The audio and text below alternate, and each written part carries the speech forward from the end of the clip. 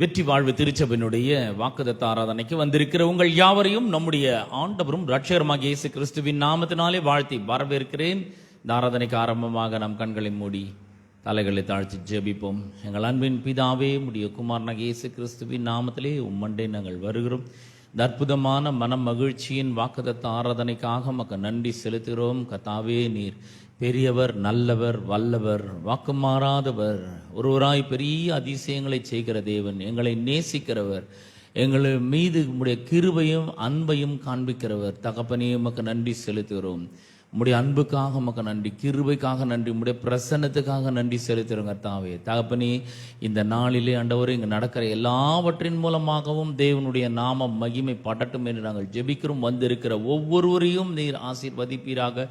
இணையதளத்தின் மூலமாக பார்த்து கொண்டு இருக்கிற ஒவ்வொரு தெய்வ பிள்ளைகளையும் உடைய வல்லமையான கரத்திலே நாங்கள் ஒப்பு கொடுக்கிறோம்.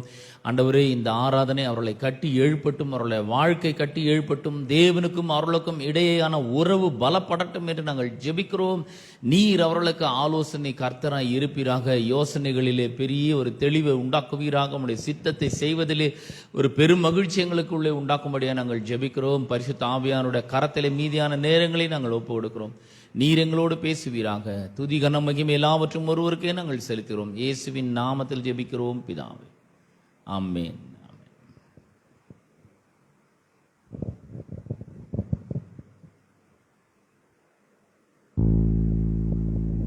ஹல்லேலூயா. நாம் ஒரு பாடலை பாடி தேவனை மகிமைப்படுத்தும்.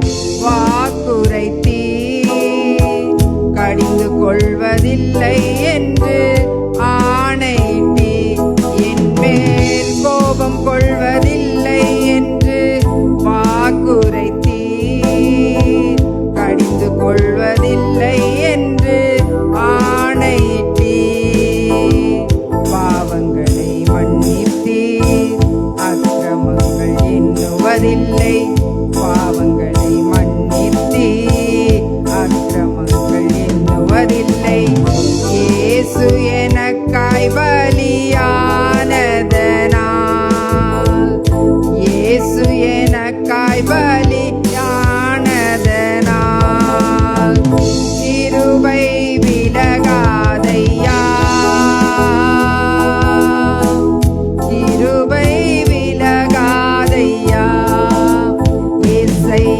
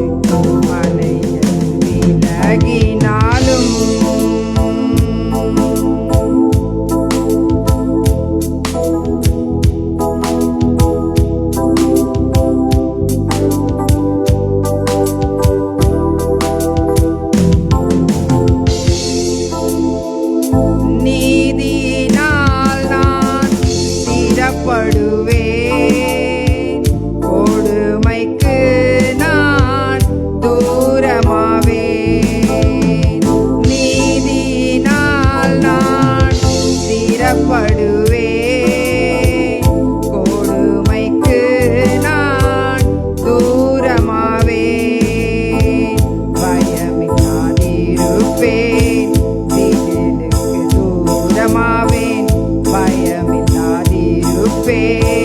திகிலுக்கு தூரமாவேன். எதுவும் என்னை அணுகுவதில்லை, எதுவும் என்னை அணுகுவதில்லை. கிருபை விலகாதையா, கிருபை விலகாதையா, இசையாவும் கிருபை விலகாதையா, கிருபை விலகாதையா. மலைகள் விலகினாலும் பர்வதங்கள் நிலை பெயர்ந்தாலும் கிருபை விலகாது, சமாதானம் நிலை பெயராது. மலைகள் விலகினாலும்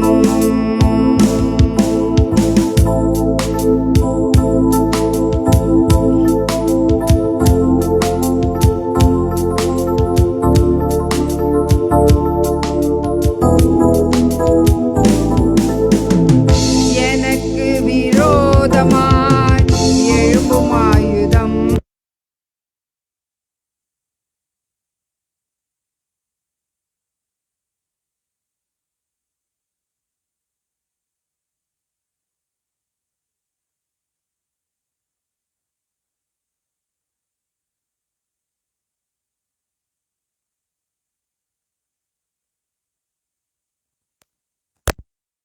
எழும்பும் நாவை எனக்கு விரோதமாய், நியாயத்தில் எழும்பும் நாவை குற்றப்படும்படி செய்திடுவே, குற்றப்படும்படி செய்திடுவே. கிருபை விலகாதையா, கிருபை விலகாதையா, இசையாவும் கிருபை விலகாதையா, கிருபை விலகாதையா. மலைகள் விலகினாலும் பர்வதங்கள் நிலை பெயர்ந்தாலும் கிருபை விலகாது, சமாதானம் நிலை பெயராது. மலைகள் விலகினாலும் கிருபை விலகாதையா, கிருபை விலகாதையா, இசையாவும் கிருபை விலகாதையா, கிருபை விலகாதையா. மனிதர்கள் விலகினாலும் நம்பினோர் கைவிட்டாலும், மனிதர்கள் விலகினாலும் நம்பினோர்கள் கைவிட்டாலும் கிருபை விலகாது, சமாதானம் நிலை பெயராது. மலைகள் விலகினாலும் கிருபை விலகாதையா,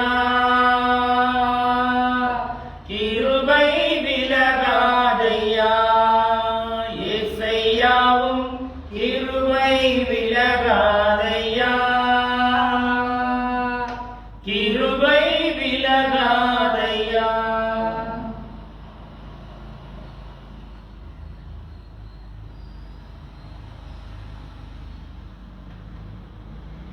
தாய் போல தேற்றி, தந்தை போல ஆற்றி, தோள் மீது சுமந்திடும் என் இயேசையா. தாய் போல தேற்றி, தந்தை போல ஆற்றி, தோள் மீது சுமந்திடும் என் இயேசையா.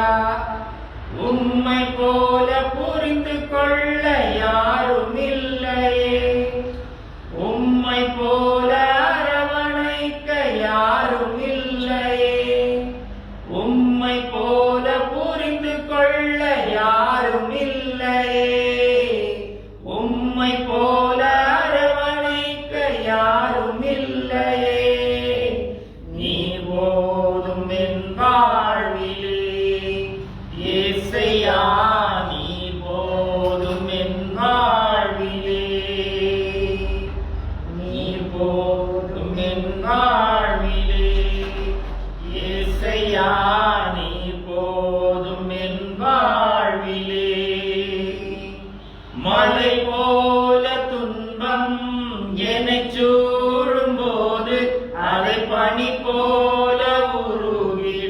செய்பவரே. மலை போல துன்பம் என்னைச் சூழும் போது அதை பனி போல உருகிட செய்பவரே. கண்மணி போல என்னை காப்பவரே. உள்ளங்கையில் பொறுத்தென்னை நினைப்பவரே. கண்மணி போல என்னை காப்பவரே. உள்ளங்கையில் பொறுத்தென்னை நினைப்பவரே.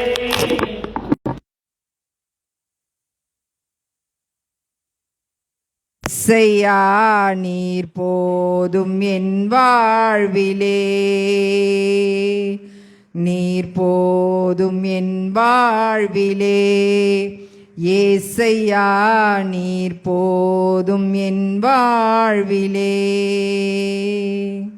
பலவீன நேரம் என் கிருபை உனக்கு போதும். உன் பலவீனத்தில் என் பலன் தருவேனென்றி. பலவீன நேரம் என் கிருபை உனக்கு போதும். உன் பலவீனத்தில் என் பலன் தருவேனென்றி. நிழல் போல என் வாழ்வில் வருபவரே. விலகாமல் துணை நின்று காப்பவரே. நிழல் போல என் வாழ்வில் வருபவரே. விலகாமல் துணை நின்று காப்பவரே. நீர் போதும் என் வாழ்விலே. ஏசையா நீர் போதும் என் வாழ்விலே. நீர் போதும் என் வாழ்விலே. ஏசையா நீர் போதும் என் வாழ்விலே. தாய் போல பாசம், தந்தை போல நேசம், ஒரு தோழன் போல புரிந்து கொண்ட என் ஏசையா. தாய் போல பாசம், தந்தை போல நேசம், ஒரு தோழன் போல புரிந்து கொண்ட என் ஏசையா. உம்மை போல புரிந்து கொள்ள யாரும் இல்லையே. உம்மை போல அரவணைக்க யாரும் இல்லையே. உம்மை போல புரிந்து கொள்ள யாரும் இல்லையே. உம்மை போல அரவணைக்க யாரும் இல்லையே. நீர் போதும் என் வாழ்விலே. ஏசையா நீர் போதும் என் வாழ்விலே. நீர் போதும் என் வாழ்விலே. ஏசையா நீர் போதும் என் வாழ்விலே. தாய் போல தேற்றி, தந்தை போல ஆற்றி, தோள் மீது சுமந்திடும் என் ஏசையா. தாய் போல தேற்றி, தந்தை போல ஆற்றி, தோள் மீது சுமந்திடும் என் ஏசையா. உம்மை போல புரிந்து கொள்ள யாரும் இல்லையே. உம்மை போல அரவணைக்க யாரும் இல்லையே. உம்மை போல புரிந்து கொள்ள யாரும் இல்லையே. உம்மை போல அரவணைக்க யாரும் இல்லையே. நீர் போதும் என் வாழ்விலே. ஏசையா நீர் போதும் என் வாழ்விலே. நீர் போதும் என் வாழ்விலே. ஏசையா நீர் போதும் என் வாழ்விலே. ஹல்லேலூயா, ஹல்லேலூயா, ஹல்லேலூயா. அப்பா உம்மை நன்றியோடு துதிக்கிறோம் ராஜா, ஸ்தோத்திரிக்கிறோம் ஆண்டவரே. அற்புதமான காலை வேளைக்காய் நன்றி செலுத்துகிறோம். ஒரு தாயை போல தேற்றி, தந்தையை போல எங்களை ஆற்றி தேற்றுகிற அன்பின் தேவனே, இந்த அற்புதமான காலை வேளையிலும் கூட கர்த்தாவே நாங்கள் உம்முடைய பாதத்தின் அருகே வருகிறோம். தகப்பனே தேவரீர், நீர் எங்களை காத்து வழிநடத்த வல்லவராய் இருக்கிறீர். அதற்காய் நன்றி செலுத்துகிறோம். உம்மை போல புரிந்து கொள்ள எங்களுக்கு யாரும் இல்லை தகப்பனே. உம்மை போல அரவணைக்க யாரும் இல்லையே ராஜா. தேவரீர், நீர் ஒருவர் மாத்திரம் எங்களுக்கு போதும். நீர் மாத்திரம் எங்களுக்கு போதும் தகப்பனே.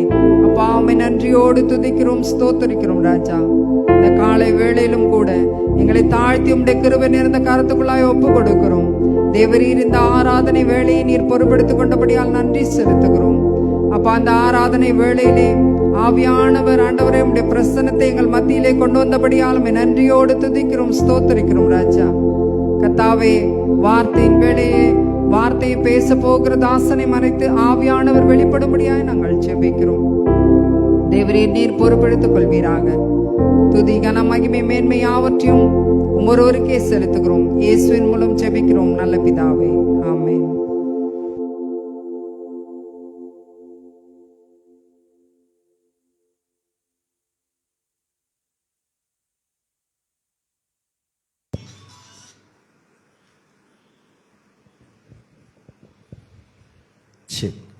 ஹல்லேலூயா, பிரைஸ் தி லார்ட்.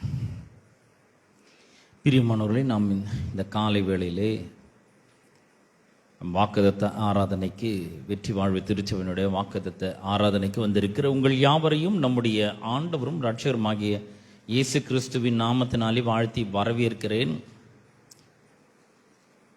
கடந்த 7 மாதங்களாக கர்த்தர் நம்மை கண்மணி போல பாதுகாத்து, பராமரித்து, ஆசீர்வதித்து, போஷித்து, தழைத்தோங்கி வளரச் செய்திருக்கிறார்.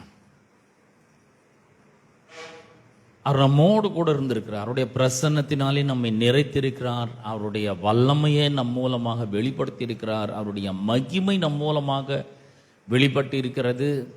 அவர் நம்மோடு பேசியிருக்கிறார், ஆலோசனை கொடுத்திருக்கிறார். அவர் அவ்வளோ நல்லவர். நாம் அவரோடு கூட இருக்க வேண்டும் என்பதை அவர் விரும்புகிறார். ஆகவே கடந்த 7 மாதங்கள் நம்மை கண்மணி போல காத்து வந்தார். இந்த 8வது மாதத்திலே நம்மை பிரவேசிக்கும்படி செய்திருக்கிறார். இன்றைக்கு தேவன் நமக்கு கொடுக்கிற வாக்குத்தத்தம் பிலிப்பியர் 4ஆம் அதிகாரம் 13ஆம் வசனத்தை உங்களுக்காக நான் வாசிக்கிறேன். பிலிப்பியர் 4ஆம் அதிகாரம் 13ஆம் வசனத்தை வாசிக்கிறேன். என்னை பலப்படுத்துகிற கிறிஸ்துவினாலே எல்லாவற்றையும் செய்ய எனக்கு பலன் உண்டு. இந்த அற்புதமான வசனம் ரொம்ப அருமையான ஆழமான வார்த்தைகளை கொண்டதாக அது இருக்கிறது. இந்த வேத பகுதி நமக்கு சொல்லுகிறது, என்னை பலப்படுத்துகிற கிறிஸ்துவினாலே எல்லாவற்றையும் செய்ய எனக்கு பலன் உண்டு. அதாவது இந்த வேத வசனம் நமக்கு சொல்லுகிற காரியம் என்னவென்றால், என்னை பலப்படுத்துகிற ஒருவர் இருக்கிறார். இந்த பூமியில் நான் எந்த காரியத்தை செய்ய வேண்டும் என்றாலும் எனக்கு ஒரு ஸ்ட்ரென்த் வேண்டும், எனக்கு ஒரு பலன் வேண்டும் இல்லையா? ஆனால் அந்த பலன் எங்கிருந்து வருகிறது? யார் அந்த பலனை கொடுக்கிறது? அந்த பலனை நான் எங்கிருந்து பெற்றுக்கொள்கிறேன்? இதை நம்ம கொஞ்சம் யோசித்து பார்க்கணும். பாருங்க, நம்ம நினைக்கிறோம் பணம் இருந்தால் அது ஒரு பெரிய ஒரு பலன் அப்படின்னு நினைக்கிறோம். கல்வி அறிவு இருந்தால், எஜுகேஷன், கல்வி இருந்தால் அது ஒரு பெரிய ஒரு ஸ்ட்ரென்த், அது இருந்தால் சாதிக்கலாம் அப்படின்னு. ஆமாம், பூமியில் ஓரளவுக்கு நம்ம சாதிக்கலாம். ஆனால் அதை வச்சு எல்லாவற்றையும் செய்ய முடியாது.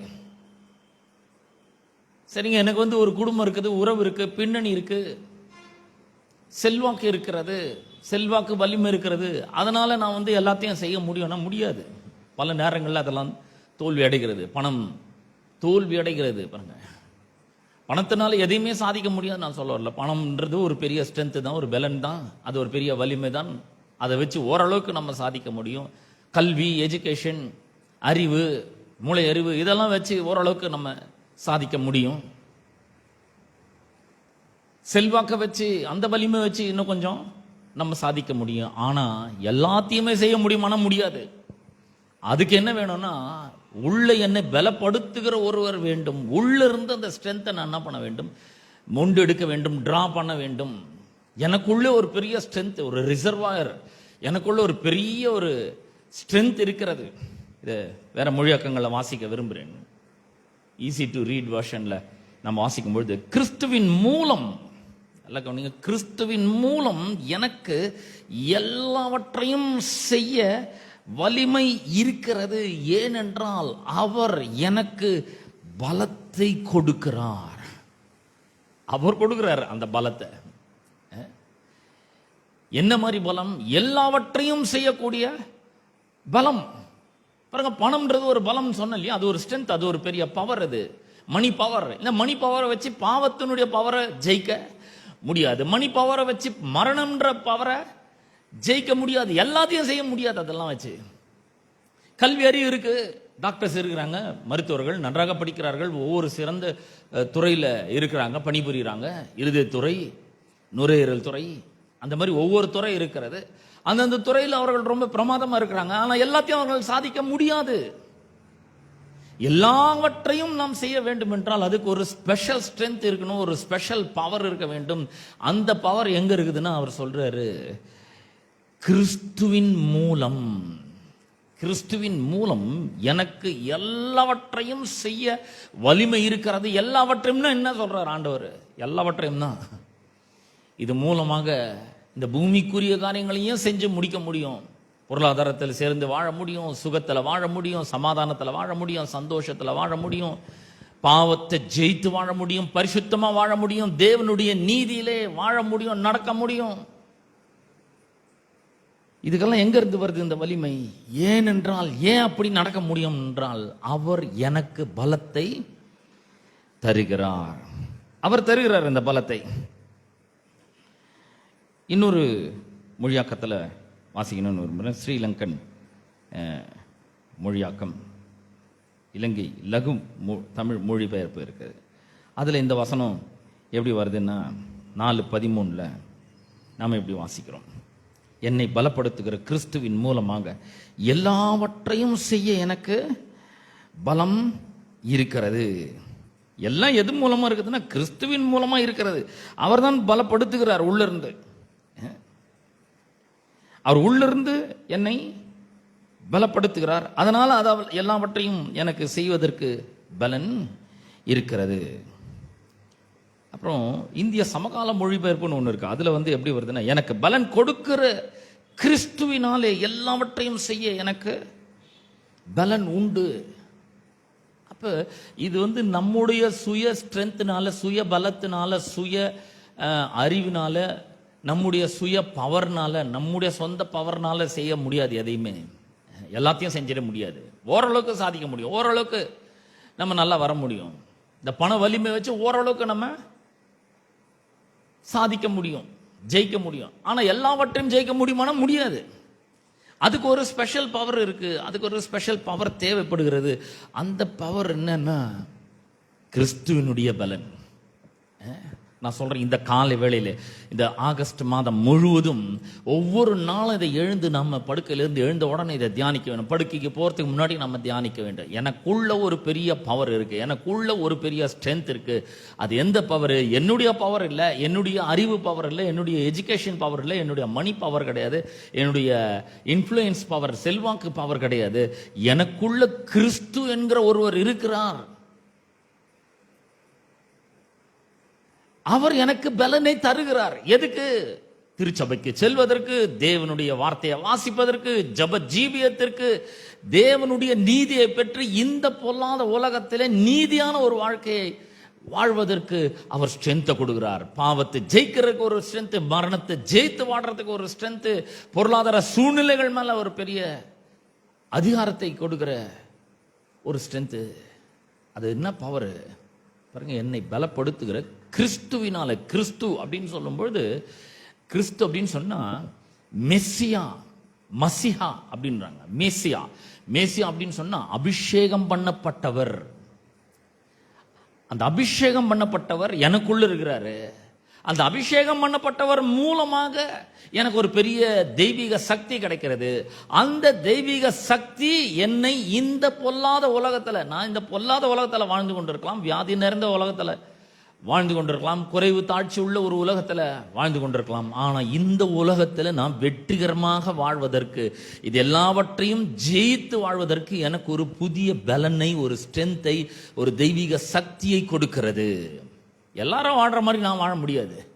ஏன்னா நான் வித்தியாசமானவன், நான் ஒரு ஸ்பெஷல் மனுஷன், நான் ஒரு விசேஷமானவன். எந்த விதத்துல? உருவத்திலேயோ இல்ல மற்ற விதத்திலேயோ இல்ல, உள்ள இருக்கிற ஒரு கிறிஸ்துன்ற ஒருத்தர் இருக்கார் பாருங்க. அபிஷேகம் பண்ணப்பட்டவர் உள்ள இருக்கிறாரு. அவர் எனக்கு தொடர்ச்சியா பலனை தந்து கொண்டே இருக்கிறார். இந்த உலகத்துல வாடுறதுக்கு, வெற்றிகரமா வாடுறதுக்கு, ஜெயம் எடுத்து வாடுறதுக்கு உள்ள இருந்து அவர் ஒரு பெரிய தெய்வீக சக்தியை கொடுக்கிறார். அந்த தெய்வீக சக்தி என்னை வாழ வைக்கிறது. அந்த தெய்வீக சக்தி என்னுடைய பயங்களை எல்லாம் மேற்கொள்ள செய்கிறது. அந்த தெய்வீக சக்தி மரணத்தின் சக்திகளை எதிர்த்து என்னால வாழ்வதற்கு எனக்கு பலனை கொடுக்கிறது.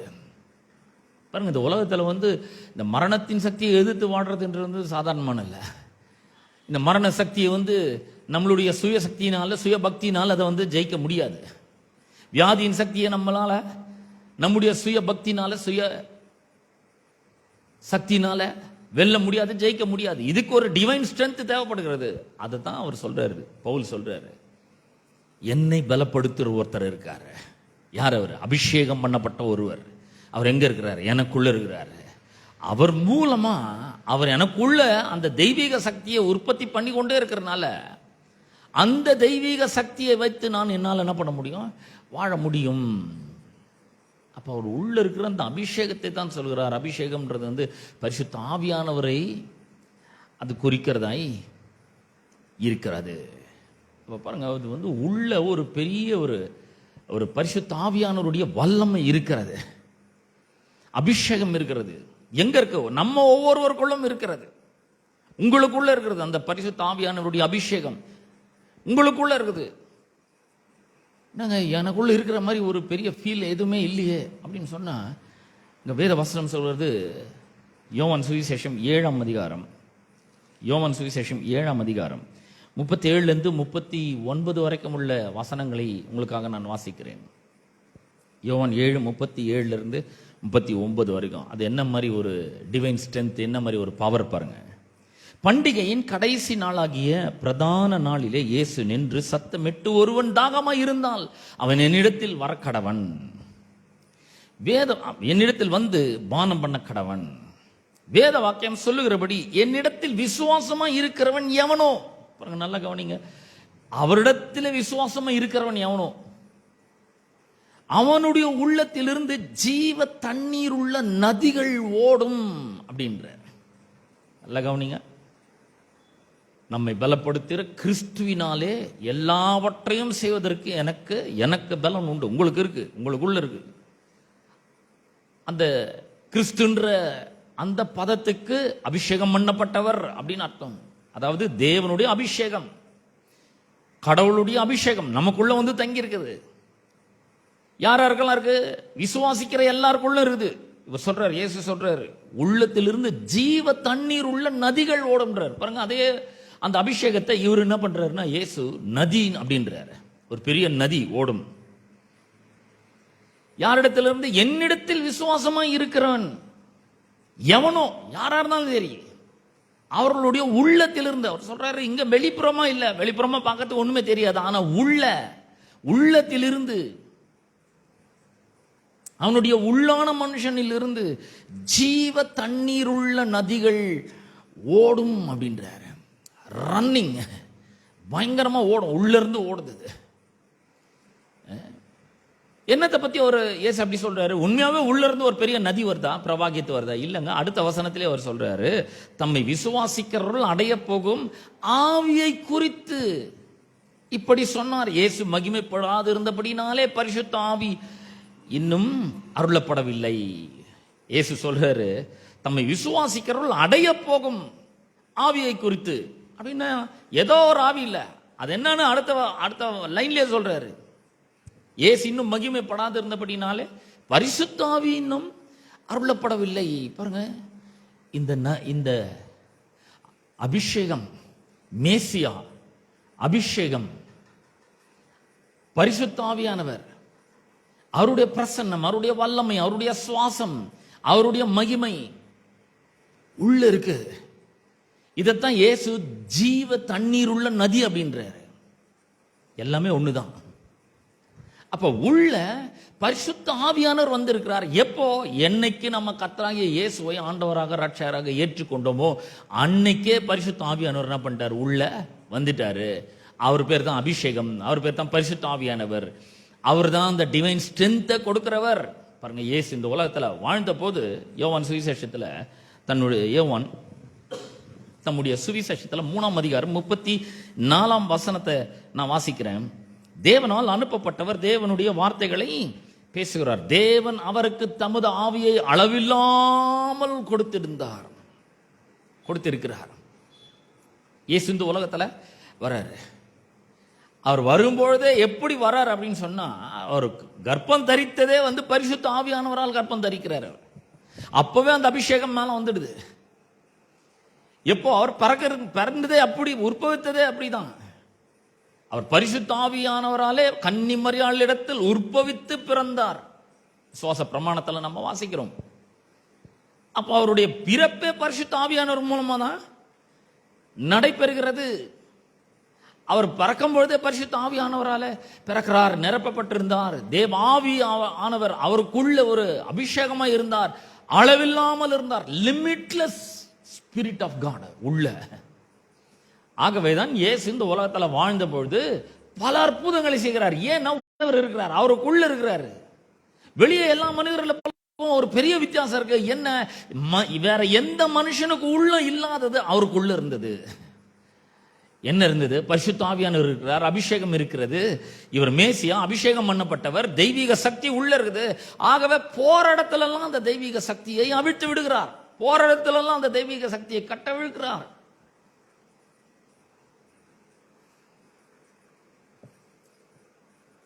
அந்த நதி மூலமாக பிரசங்கம் பண்ணுகிறார். உள்ள இருந்து அந்த நதி பல வசனங்களை கனெக்ட் பண்ணி அப்படியே என்ன பண்றாரு? பழைய ஏற்பாட்டுக்கும் புதிய ஏற்பாட்டுக்கும் ஒரு பெரிய தொடர்பு படுத்தி அந்த வார்த்தைகள் எல்லாம் அவர்களுக்கு, ஜனங்களுக்கு, கேட்கிற ஜனங்களுக்கு புரியும்படி அவர் பேச ஆரம்பிச்சார். மத்திய சுவிசேஷத்துல நம்ம வாசிக்கும் பொழுது அவர் பரிசுத்த ஆவியானவரால நிரம்பினவராய் தான் வர்றாரு. ஊழியத்தை அப்படிதான் ஆரம்பிக்கிறார். லூக்கா 4ஆம் அதிகாரத்துல நம்ம வாசிக்கிறோம், மத்திய 4ஆம் அதிகாரத்துல வாசிக்கிறோம். 40 நாள் உபவாசிக்கிறார். உபவாசம் முடிஞ்ச பிறகு பிசாசினால் சோதிக்கப்படுவதற்கு ஆவியானவராலே வனாந்தரத்திற்கு கொண்டு போகப்பட்டார். ஏன்னா he is full of the spirit. உள்ள பரிசுத்த ஆவியானவரால் நிரம்பி இருக்கிறார். அவர் என்ன பண்றார்? வழி நடத்துறார் இயேசுவை. அவர் உள்ள இருந்து ஏவுகிறார், அவர் உள்ள இருந்து ப்ராம்ப்ட் பண்ணுகிறார். அவர் என்ன பண்றார்? வனாந்தரத்துக்கு போகிறார். போன உடனே சோதனை வருது. சோதனைக்காரன் அவர் இடத்தில் வருகிறான். அவர் என்னென்னமோ பண்ணி பார்க்கறான், ஒன்னும் நடக்கலங்க. பிசாசு ஜெயிக்கல, இயேசு ஜெயிக்கிறார். அங்க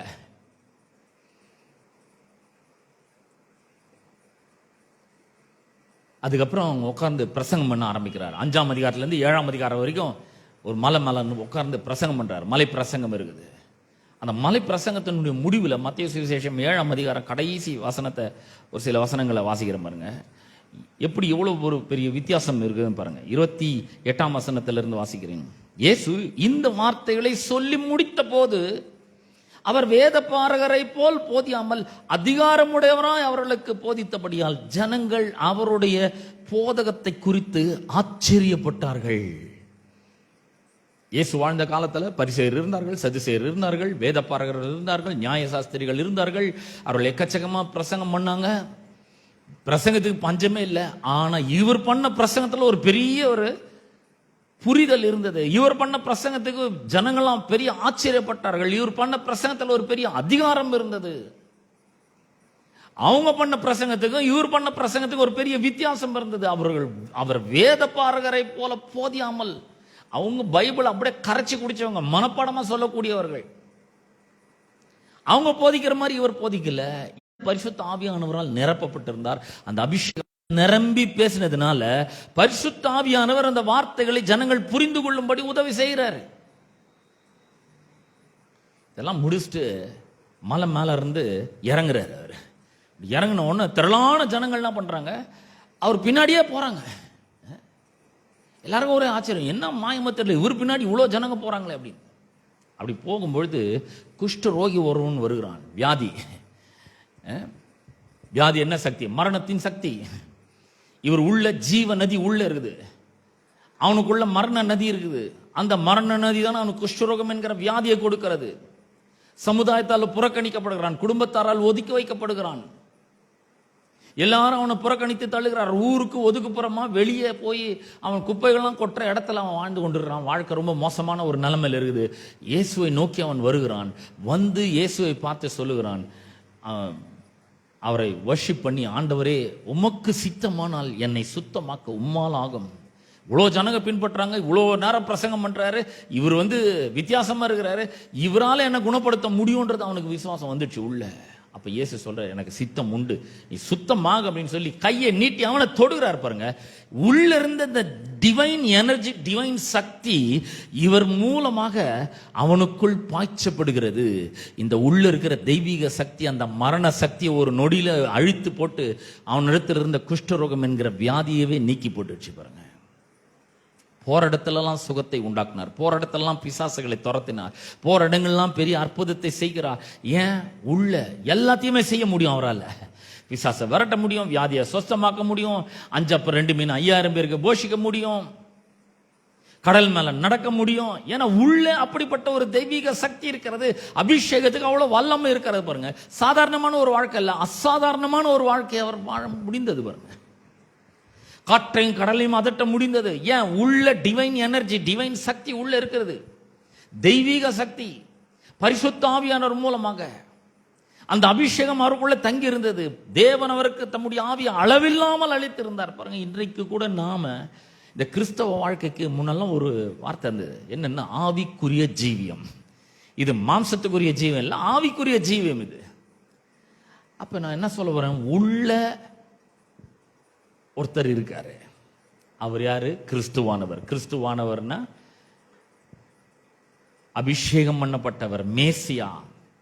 அபிஷேகம் பண்ணப்பட்டவர், அது அவர் பேர். அவர் மேல அந்த அபிஷேகம், அவருக்குள்ள அந்த அபிஷேகம் இருந்தது. அபிஷேகம் என்னன்னா பரிசுத்த ஆவியானவர். பரிசுத்த ஆவியானவர் இயேசு என்ன சொல்றாரு? ஜீவ தண்ணீருள்ள நதி. நல்லா ஞாபகம் வச்சுக்கோங்க. இதெல்லாம் உள்ள ஒரு நதி இருக்கு, உள்ள ஒரு அபிஷேகம் இருக்கு, உள்ள ஒரு தெய்வீக சக்தி இருக்கு. அந்த சக்தி இந்த பூமியிலே நான் எது வந்தாலும் அதை ஜெயித்து வாழக்கூடிய ஒரு பெரிய தெய்வீக சக்தி எனக்கு தருகிறது. ஒரு பெரிய எனர்ஜியை தருகிறது, ஒரு பெரிய பவரை தருகிறது. உள்ள இருக்கிறவர் அதை செய்யறாரு. ஒரு பெரிய தைரியத்தை அவர் நமக்கு தருகிறார். பிசாசின் மேல ஒரு பெரிய வெற்றியை தருகிறார், சூழ்நிலையின் மேல ஒரு பெரிய வெற்றியை தருகிறார்.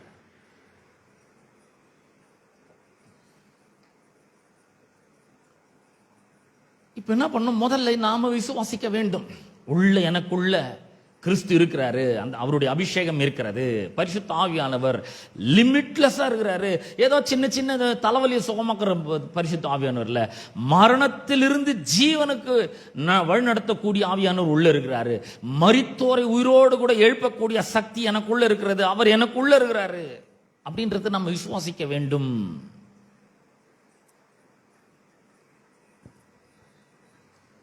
பரிசுத்த ஆவியானவரை பற்றி வேதம் பல இடங்களில் சொல்லப்பட்டிருக்குது. பழைய ஏற்பாட்டில் கூட சொல்லப்பட்டிருக்குது. இது ஏதோ ஒரு இடத்துல மட்டும் இல்லை, நிறைய இடங்களில் சொல்லப்பட்டிருக்குது. 46ஆம் சங்கீதத்துக்கு திருப்போம். 46ஆம் சங்கீதத்தில் 4ஆம் வசனத்தை வாசிக்கிறேன். ஒரு நதி உண்டு. பாருங்க, அங்கே நதி தான். நதினா என்ன? பரிசுத்த ஆவியானவர். பரிசுத்த ஆவியானவர்னா அபிஷேகம்.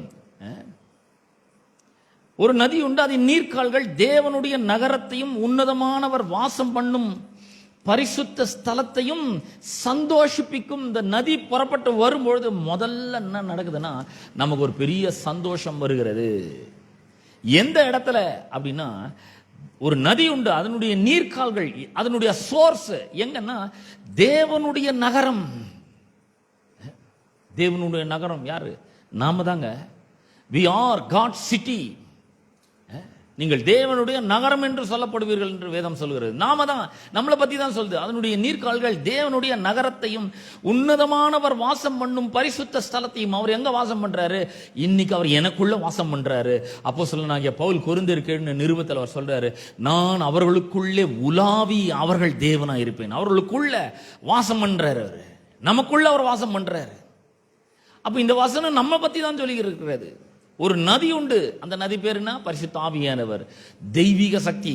அந்த நதியின் நீர்க்கால்கள் தேவனுடைய நகரத்தை சந்தோஷிப்பிக்கும். நமக்குள்ள வரும்பொழுது, அவர் வரும்பொழுது ஒரு பெரிய ஆனந்த சந்தோஷத்தை அவர் நமக்குள்ளே உண்டாக்குறார். பாருங்க, ரட்சிக்கப்படும் பொழுது நமக்கு ஒரு மிகப்பெரிய ஒரு சந்தோஷம், சொல்ல முடியாத அளவுக்கு ஒரு பெரிய சந்தோஷம் உள்ள நமக்கு உண்டாகிறது. உன்னதமானவர் வாசம் பண்ணும் பரிசுத்த ஸ்தலம் நாம தான். அது இந்த இடத்துல வந்து எருசலேமை பற்றி தான் சொல்லி இருக்குது. நாம தான் பரம எருசலேமா இருக்கிறோம். நம்ம தான் தேவன் வாசம் பண்ணும் ஸ்தலமாக இருக்கிறோம். பாருங்க, இப்போ முக்கியமான ஒரு பகுதிக்கு நம்ம செல்ல போறோம். உள்ள கிறிஸ்து இருக்கிறாரு. அவர் தான் இந்த வாடுறதுக்கு, இந்த வெற்றிகரமா வாடுறதுக்கு பலனை கொடுக்கிறாரு. அந்த கிறிஸ்து மேசியானா அபிஷேகம் பண்ணப்பட்டவர். அந்த அபிஷேகம் பண்ணப்பட்டவருடைய அபிஷேகம் நமக்குள்ள இருக்குது. பரிசுத்த ஆவியானவர், அபிஷேகம்னா பரிசுத்த ஆவியானவர். பரிசுத்த ஆவியானவர் இன்னொரு பேர் இருக்கு, அது என்னது? ஜீவ தண்ணீர் உள்ள நதி. அந்த நதி உள்ள பாயும் பொழுது முதல்ல என்ன ஆகுது? எல்லா துக்கத்தையும் நீக்கி போட்டு, எல்லா கவலையும் நீக்கி போட்டு, சந்தோஷத்தையும் சமாதானத்தையும் உள்ள தருகிறது. அப்ப இந்த நதி எங்க இருந்து பாயுது அப்படின்னா, எசேக்கியேல் 47 அதிகாரத்தை திருப்போம். எசேக்கியேல் 47 அதிகாரம் 1 வசனத்திலிருந்து வாசிக்கிறேன். பின்பு அவர் என்னை ஆலயத்தின் வாசலுக்கு திரும்பி வர பண்ணினார். இந்த இடத்துல எசேக்கியேல் ஒரு தரிசனத்தை அவர் காண்கிறார். என்ன தரிசனம்னா, ஒரு பரிசுத்த ஆவியானவர் அவர் என்ன பண்றாருன்னா, தேவனுடைய வாசஸ்தலமாகிய அவருடைய ஆலயத்தின் வாசலுக்கு திரும்பி வர பண்ணினார். ஆலயம் சொன்ன உடனே இது வந்து டெம்பிள் ஆஃப் காட் அப்படின்னா யாருன்னா, 1 கொரிந்தியர் 6 அதிகாரம் 19 வசனம் சொல்லுது, நாம தான் தேவனுடைய ஆலயமா இருக்கிறோம்.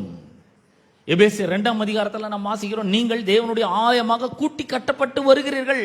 நம்ம பற்றி தான் சொல்லி இருக்குதுங்க. ஆலயத்தின் வாசலுக்கு திரும்பி வர பண்ணினார். இதோ வாசற்படியின் கீழிருந்து தண்ணீர் புறப்பட்டு கிழக்கே ஓடுகிறதா இருந்தது.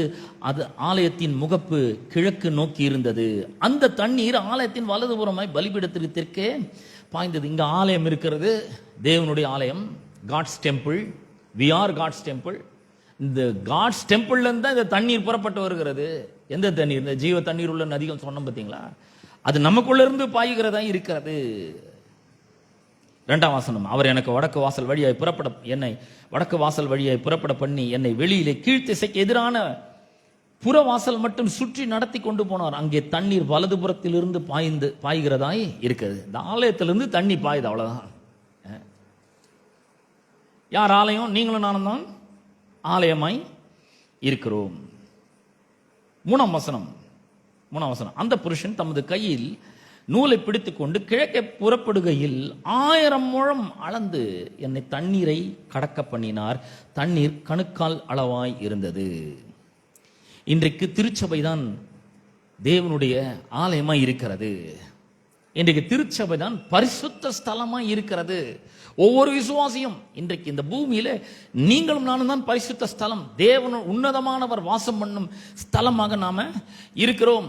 1 கொரிந்தியர் 3ஆம் அதிகாரம் 16ஆம் வசனம் சொல்கிறது, நீங்கள் தேவனுடைய ஆலயமா இருக்கிறீர்கள் என்று சொல்லி இருக்கிறது.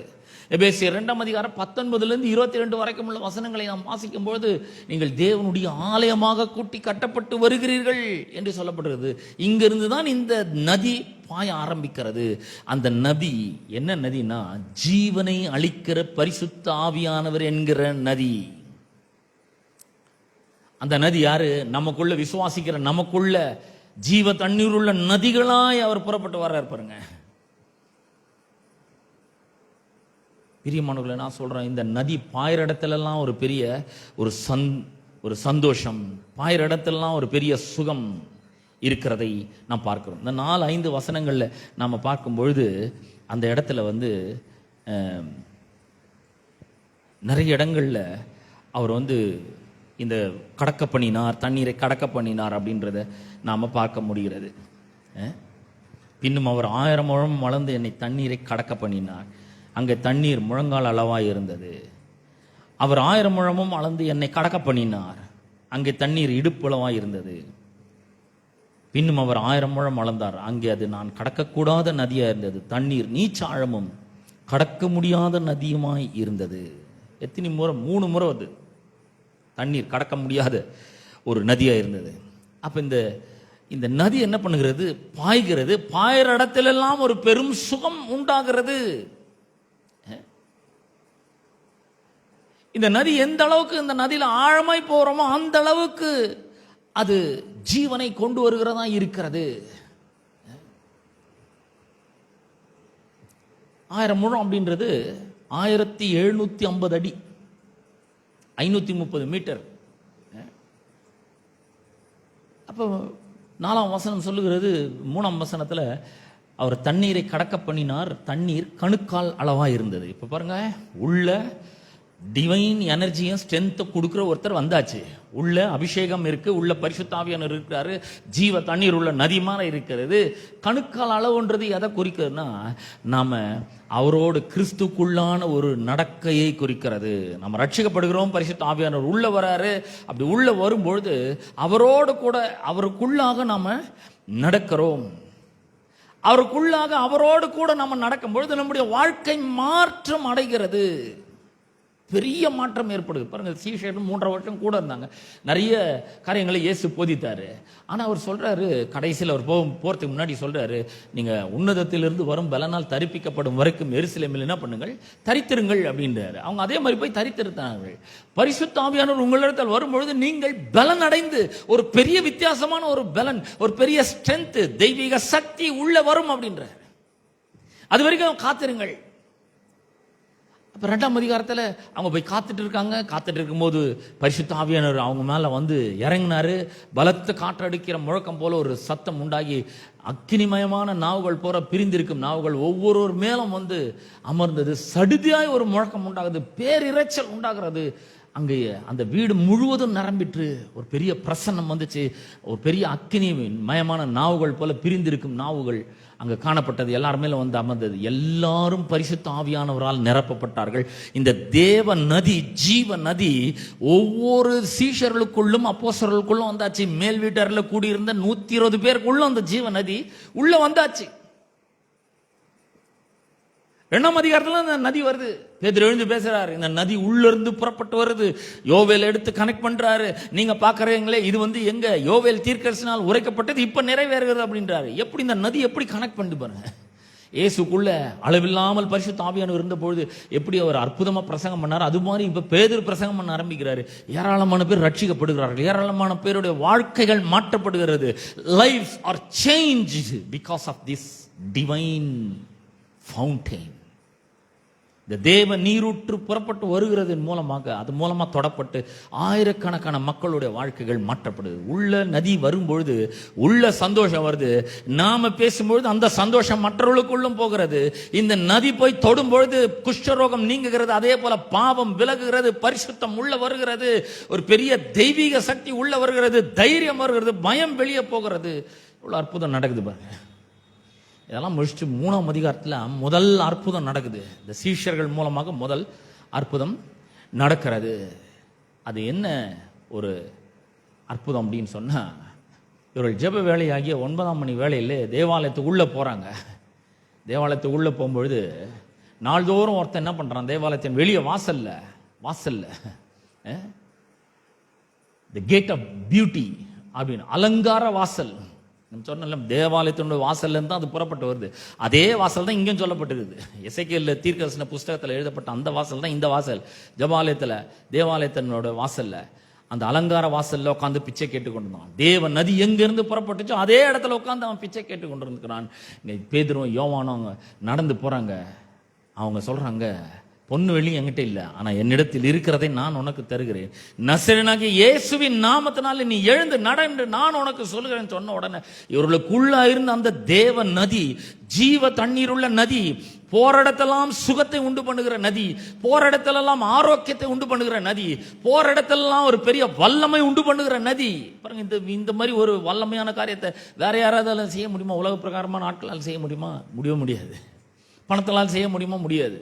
கல்வி அறிவினால செய்ய முடியுமா? முடியாது. பாருங்க, ஆனா இவர் பரிசுத்த ஆவியானவர் உள்ள என்னை பலப்படுத்துகிற கிறிஸ்துவினால எல்லாவற்றையும் செய்ய எனக்கு பலன் உண்டுன்னு சொல்றாரு. இவர் என்ன பண்றாரு? உள்ள இருந்து ஒரு பெரிய டிவைன் சக்தியை என்ன பண்றாரு? பேதுருவுக்குள்ள இருந்து அந்த முடவனை போய் அந்த சக்தி தொடுகிறது. தொட்ட உடனே அங்க பாத்தீங்கன்னா ஒரு பெரிய அற்புதம் நடக்கிறது.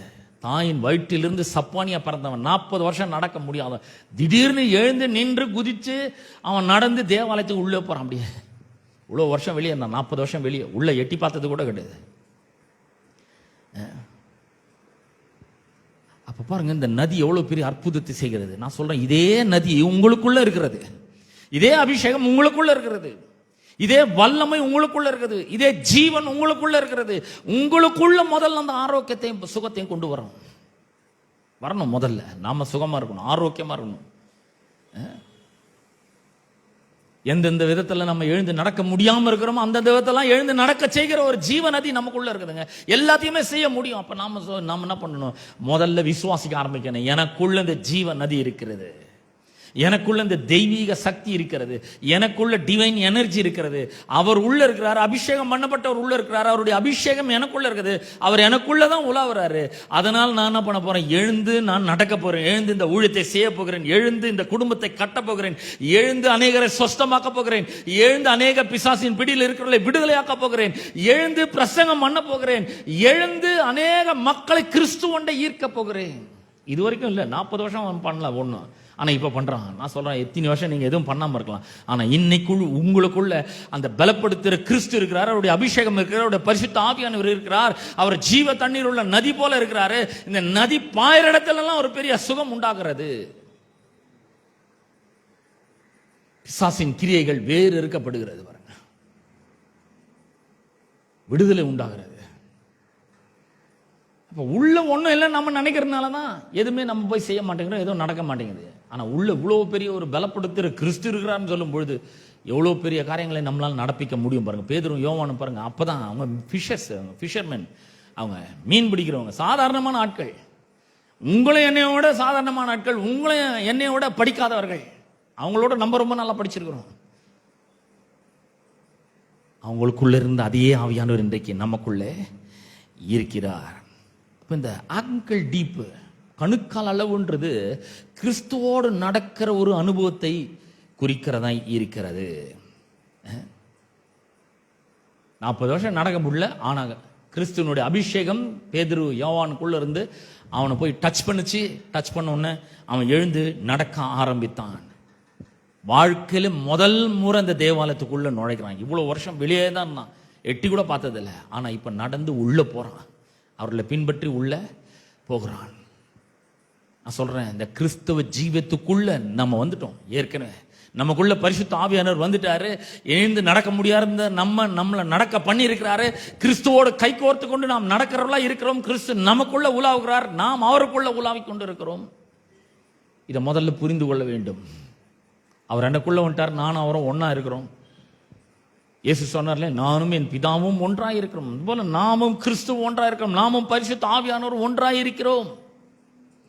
நான் நடக்கும்போது அவர் நடக்கிறார், நான் பார்க்கும்போது அவர் பார்க்கிறார், நான் இந்த கையை வச்சு சில வேலைகளை செய்யும் போது அவர் செய்கிறார், நான் சில இடங்களுக்கு இந்த காலை உபயோகப்படுத்தி போகும்போது அவர் வருகிறார் கூட, நான் இந்த மூளை அறிவில் சிந்திக்கும் பொழுது அவர் சிந்திக்கிறார். இந்த கணுக்கால் அளவுன்றது கிறிஸ்துவுடனான ஒரு நடப்பதை அது குறிக்கிறது. 4ஆம் வசனம் பிற்பகுதி, பின்னும் அவர் 1000 முழம் அளந்து என்னை கடக்க பண்ணினார்.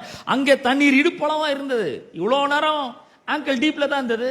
ஆனா 4ஆம் வசனத்துல 3ஆம் வசனத்தினுடைய கடைசி பகுதி பாருங்க, என்னை தண்ணீரை கடக்க பண்ணினார், அது கணுக்கால் அளவா இருந்தது. கணுக்கால் அளவு அப்படின்னு சொல்லும் பொழுது அது ஒரு ஜெப வாழ்க்கையை குறிக்கிறதா இருக்கிறது. எபேசியர் 1ஆம் அதிகாரம் 14ஆம் வசனத்தை வாசிக்கிறேன் உங்களுக்காக. எபேசியர் 1ஆம் அதிகாரம் 15ஆம் வசனத்தை வாசிக்கிறேன். எபேசியர் 1:15. ஆனபடினாலே கர்த்தராகிய இயேசுவின் மேலுள்ள உங்கள் விசுவாசத்தையும் பரிசுத்தவான்கள் எல்லார் மேலும் உள்ள அன்பையும் குறித்து நான் கேள்விப்பட்டு இடைவிடாமல் உங்களுக்காக ஸ்தோத்திரம் பண்ணி என் ஜெபங்களில் உங்களை நினைத்து. 3ஆம் அதிகாரம் 15ஆம் வசனத்தை வாசிக்கிறேன். 14-15. எபேசியர் 3:14-15. இது நிமித்தம் நான் பரலோகத்திலும் பூலோகத்திலும் உள்ள முழு குடும்பத்துக்கும் நாமக்காரனராகிய நம்முடைய கர்த்தராயிருக்கிற இயேசுவினுடைய பிதாவை நோக்கி முழங்கால் படியிட்டு.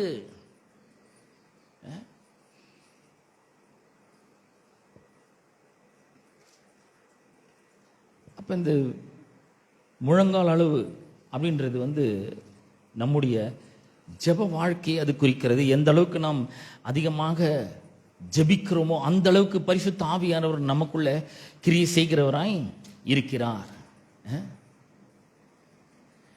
கணுக்கால் இல்லை, அது முழங்கால் அளவா இருக்கிறது. 4ஆம் வசனம் பாருங்க. பின்னும் அவர் 1000 முழம் அளந்து என்னை தண்ணீரை கடக்க பண்ணினார். அங்கே தண்ணீர் முழங்கால் அளவாயிருந்த முழங்கால் முடக்கி ஜெபம் பண்ணுகிற அந்த ஜெப வாழ்க்கை அது குறிக்கிறது. நாம் எந்த அளவுக்கு ஆவியில நிரம்பி ஜெபிக்கிறோமோ அந்த அளவுக்கு இந்த ஜீவ தண்ணீர் நம்மை நிரப்புறது மாத்திரமல்ல, நம்மை பியூரிஃபை பண்றது மாத்திரமல்ல, நம்ம பரிசுத்தம் பண்ணி தூய்மைப்படுத்துறது மாத்திரமல்ல, நம் மூலமாக அநேகரை இந்த ஜீவ நதி போய் தொட ஆரம்பிக்கிறது. ரொம்ப அற்புதம் பாருங்க. தானியேல் புஸ்தகத்துல 6ஆம் அதிகாரம் 15ஆம் வசனத்துல தானியேல் அங்க ஜெபிக்கிறதை நாம் பார்க்கிறோம். உள்ள பரிசுத்த ஆவியானவர் இருக்கிறாரு. ஆனா தானியேல் என்ன பண்ணி கொண்டிருக்கிறான்? ஜெபித்து கொண்டிருக்கிறான். அவன் இடைவிடாமல் ஆராதிக்கிறான். 10ஆம் வசனத்தை வாசிக்கிறேன். தானியேல் வென்றால் அந்த பத்திரத்திற்கு கையெழுத்து வைக்கப்பட்டது என்று அறிந்த போதிலும் தன் வீட்டுக்குள்ள போய் தன் மேல் வீட்டறையிலே எருசலேமுக்கு நேராக பலகணிகள் திறந்திருக்க அங்கே தான் முன் செய்து வந்தபடியே தினம் 3 வேளையும் தன் தேவனுக்கு முன்பாக முழங்காற்படியிட்டு ஜெபம் பண்ணி ஸ்தோத்திரம் செலுத்தினான். முழங்கால் படியிட்டு. தண்ணீர் முழங்கால் அளவு இருக்குதுன்னா உள்ள ஆவியானவர் இருக்கிறாரு. நம்ம இயேசுவோட நடக்கல, ஜபம் பண்ணல, நம்முடைய வாழ்க்கையில ஜப ஜீவமே இல்லை, ஜப வாழ்க்கையே இல்லை அப்படின்னா பரிசுத்த ஆவியானவர் எப்படி நம் மூலமாக கிரியை செய்ய முடியும்? கொஞ்சம் யோசித்து பாருங்க. அப்ப முழங்கால் அளவு அப்படின்னும் பொழுது அது நம்முடைய ஜப வாழ்க்கை குறிக்கிறது. ஜபத்தின் மூலமாக தேவனுக்கு தெரியப்படுத்த வேண்டும் என்று அவர் சொல்லி இருக்கிறார். எஸ்ரா 9ஆம் அதிகாரம் 5ஆம் வசனத்தை வாசிக்கிறேன். அந்திபலி நேரத்திலே நான் துக்கத்தோடு எழுந்து கிழித்து கொண்ட வஸ்திரத்தோடும் சால்வையோடும் முழங்காற்படியிட்டு என் கைகளை என் தேவனாகிய கர்த்தருக்கு நேராக விரித்து. எஸ்ரா ஜபிக்கிறாரு. எல்லா இடங்களையும் நாம பார்க்கிறோம். ஜப வாழ்க்கை ரொம்ப முக்கியமானதா இருக்கிறது. அவர் அங்க வஸ்திரங்கள் எல்லாம் கிழித்து ஜபிக்கிறார். இப்ப நம்ம அந்த மாதிரி ஜபிக்கிறது இல்லை, ஜபிக்க வேண்டிய அவசியம் இல்லை. ஆனா ஜப வாழ்க்கை ரொம்ப முக்கியமானதா இருக்கிறது என்று வேதம் நமக்கு போதிக்கிறது. இயேசு ஜெபித்தார், பவுல் ஜெபித்தார், பேதுரு ஜெபிக்கிறார்.